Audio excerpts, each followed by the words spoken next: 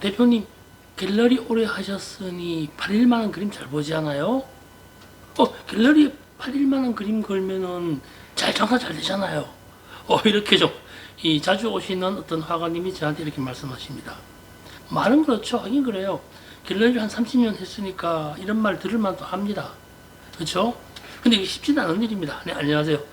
미술장의 새로운 패러다임을 구축해 나가고 있는 미술만평, 오늘 몇 회입니까? 325회차네요. 325회차 박정수 전국의 만평이님께 인사 올립니다. 반갑습니다. 즐거운 날 되시기 바랍니다. 시국은 참 어렵지만 그래도 오늘 하루 행복한 하루가 되었으면 좋겠습니다.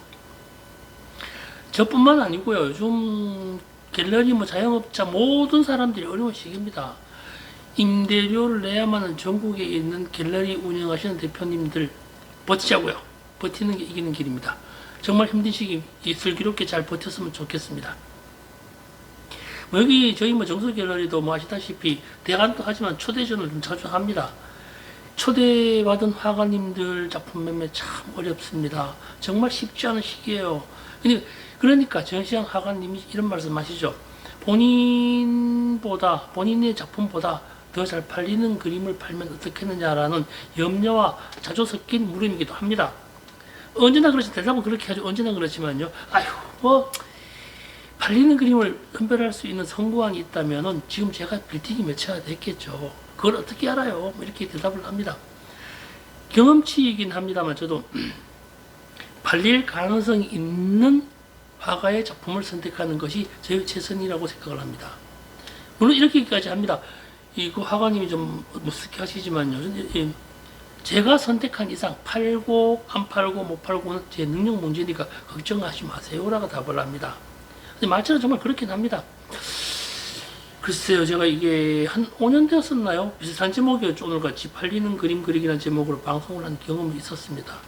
그때나 지금이나 세상은 많이 변했지만 이 별반 차이 나는 것 같지는 않습니다. 오늘 제목처럼 팔릴 만한 그림을 그리는 화가를 만나는 일이, 만나서 지원하고 함께 활동하는 것이 제 역할이 아닌가 생각해 봅니다. 요즘 팔리는 그림 많죠? 팔리는 그림을 보면 대다수가 30만원, 50만원대가 대다수인 것 같습니다. 물론 이 화랑기에서는 3천만원, 3억짜리 이런 그림 여전히 판매가 되고 활동하고 있습니다만 아트페어에서의 이야기입니다. 소규모 화랑이나 아니면 화랑에서 이벤트성 전시를 많이 하죠. 이벤트성 전시를 하게 되면 30만, 50만, 70만 이런 그림들이 잘 팔리긴 합니다. 아트페어가 많아진 것도 한 몫을 하지만 말이 섞이고 있습니다. 아트페어가 많아지면서 좀 일반 대중성에 대한 확보 아니면은 저변 확대 이러한 순기능은 분명히 형성되었습니다. 맞습니다. 근데 개인적으로 봤을 때는 30만원 구매자가 미술 애호인으로 성장할 가능성은 좀 아예 없는 것은 아니지만 많이 희박하다고 생각을 합니다. 그죠? 최근에 제가 말씀드린 바도 있었지만 생활미술품과 프로미술품과의 차이는 있다고 보기 때문입니다. 그렇다고 오해는 말아주세요. 30만원짜리라고 50만원짜리가 어색합니다만 30만원에 매매된다고 그것이 거래했다고 전문성이 떨어졌다거나 예술성이 약하다는 얘기 절대 아닙니다. 다만 최근 미술품 매매 경향이 예쁘거나 귀엽거나 장식적이거나 이런 것들이 30, 50, 70, 100만 원에 팔린다는 것에 대한 건 여기 의견 없을 거라고 저 봅니다. 사실이니까요. 그러니까 오늘 방송은 말입니다. 잘 팔리거나 잘 팔릴 수 있는 그림이 어떤 것이냐, 그것이 무엇이냐에 대한 이야기가 아닙니다. 어떻게 그리면 잘 팔리냐는 것 또한 아닙니다. 그걸 알면요, 지금 당장 그림 그려서 부자 되고 말지요. 오늘 방송의 핵심은 팔릴지 안 팔릴지 모르지만 팔릴지도 모를 화가의 작품을 만나는 것. 이것이 오늘의 주제이기도 합니다.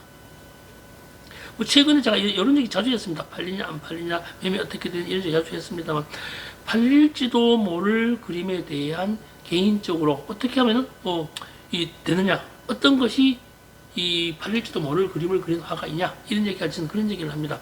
첫 번째로 말씀드렸죠.